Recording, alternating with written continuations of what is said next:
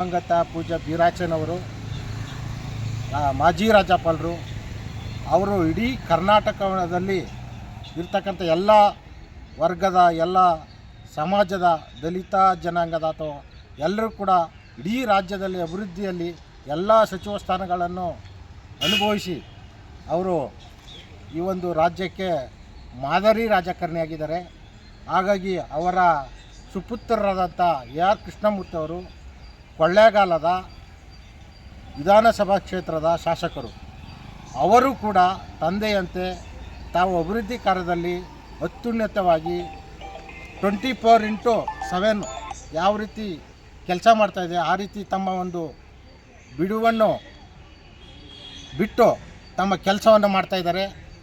ಅವರಿಗೆ ಚಾಮರಾಜನಗರ ಜಿಲ್ಲೆಯ ಉಸ್ತುವಾರಿ ಸಚಿವರನ್ನಾಗಿ ಸಚಿವ ಸಂಪುಟದಲ್ಲಿ ಒಂದು ಒಳ್ಳೆಯ ಅವಕಾಶವನ್ನು ಕೊಟ್ಟರೆ ಚಾಮರಾಜನಗರ ಜಿಲ್ಲೆ ಅಭಿವೃದ್ಧಿ ಆಗುತ್ತೆ.